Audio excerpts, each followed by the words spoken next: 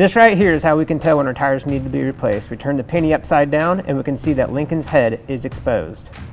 So if you don't have a penny, the better way is to basically use what they call a tread depth gauge. And there's a few different styles. There's analog and digital, and this is probably one of the most common.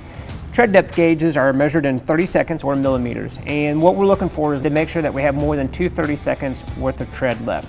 Now on our tires, we're going to have tread bars. And so what we would do is we take this T-bar, put it across the tread and push this down.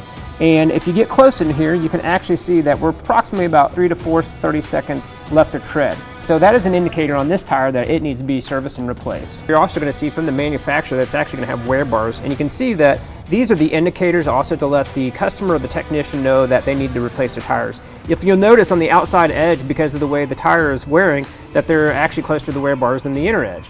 This is probably an indication that this tire has either some toe wear or potentially that it has been ran underinflated, where the tire is basically contacting the road and putting more of the load here. So a lot of times your dealership or your repair facility is going to indicate that you need to have a alignment done and checked whenever you have new tires on. And that's always a great thing you should do, because you don't want to put $500 to $1,000 worth of tires on and then have them wear funny right off the get-go and needing tires replaced again. So always have your alignment checked whenever your tires are replaced. So another indication that you may need tires being replaced is if they have any dry rotting or cracking. And this is an older tire basically, and you can see on the sidewall that it's already got some cracking. So the tire could be completely good with tread, could have 6 30 seconds left, but if it shows any indication from sitting and dry rotting from years of basically sitting, that would be an indication that you also want to replace your tires. So cracking, bad thing. So how do we get the most useful life out of a tire? The biggest thing is making sure that we're rotating the tires about every 5,000 to 6,000 miles. About every time you get an oil change, you should be getting your tires rotated. And that will take a tire like this that's brand new and make sure you get the most life and wear out of those tires.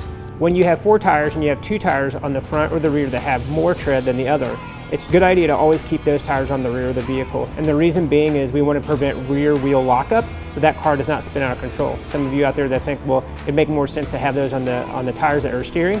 The idea is to basically make sure that if you have tires that lock up on the front, it'll allow the vehicle to skid in a straightward manner. However, if you have no tread on the rear, that back end of that vehicle is going to come around and you're going to lose control of the vehicle and stability. So we want to put our best tread on the rear if we have 2 tires that are worn significantly and 2 tires that have good tread. So one thing that we have to be careful of is putting a set of new tires on too with a failed set of shock absorbers or struts, because ultimately what you'll get is cupping, which kind of is like a notchy feeling across the tire. So as you rub it, you can actually feel where it's high, low, high, low. And what will really happen on that tire too is you'll get some really bad road noise from the vehicle. So off-road vehicles and Jeeps and stuff like that and lifted trucks, they'll have some knobbier tires and they will generate road noise. So the balance basically for tires to try to eliminate road noise, but also to provide grip for the customer and good ride quality as well. When we're talking about replacing tires, we're talking about alignment. Make sure that your shocks and struts are also looked at and inspected to make sure that we're not putting brand new tires on with worn shock absorbers or struts that will then ultimately lead to cupping on brand new tires. 2 of the things that can cause uneven tire wear is underinflated or overinflated tires. So how do we know where the tire pressure is for the vehicle? A common misconception is actually going off of the tire inflation pressure on the side of the tire. The problem with that is that tire goes across many different makes and many different weights for the vehicle. So what we want to refer to is either a service manual, or the other place is we're going to open our driver door and take a look at the tire pressure placard. And that will actually spell out for this vehicle what the tire pressure should be for front and rear. And sometimes ultimately it can be different for different size tires and different for front to rear. So whenever we have about the first cold temperatures here of the year, that's a good time to go ahead and check your tire pressures, because a lot of time when the temperature is going to drop, your pressure is going to drop, and your tires are going to need air. So recently I was driving this vehicle into work one morning, and one of the things that happened is I hit something on the road and actually put a gash right here on the edge of the sidewall and actually into the tread. And that is a tire that should not be patched or plugged. Usually within about the 1/2 inch or 3/4 of an inch range is usually where we stop in automotive service to basically plug or patch those tires. So if you're taking that issue, that's a tire that needs to be replaced, and typically you want to get the same size and you're going to get the same manufacturer if you're just replacing one tire.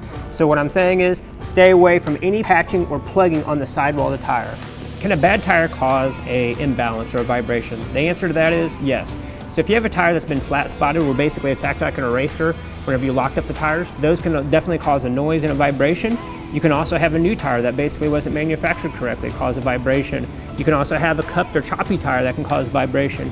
So in the short of it, yes, a tire can cause a vibration, especially if a tire has not been balanced. So one thing that we do in service is when we take tires and wheels and we rotate them, we also check the balance. So you'll hear basically a rotate and balance service at your repair shop.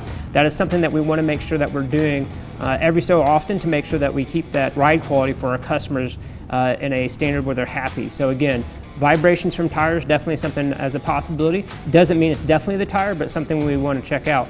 Another thing that you want to be aware of is tires can cause a pull. So if you have an alignment issue and they say they rotated the tires and the pull goes away, you have a manufacturing defect or something that's going on with the tire causing it to drift to the left or to the right, causing your issue. So tires can also cause a pull. All right, so just as a reminder, some things we want to check on tires. We always want to make sure that we have good tread depth. We want to make sure we have the proper inflation. We want to make sure that they're being rotated correctly. And the last thing is, if you're not sure, always take your car to the local repair shop that you trust in the area. For more videos, go ahead and hit that like button and subscribe to this channel, and we'll be showing you more do-it-yourself videos for the future.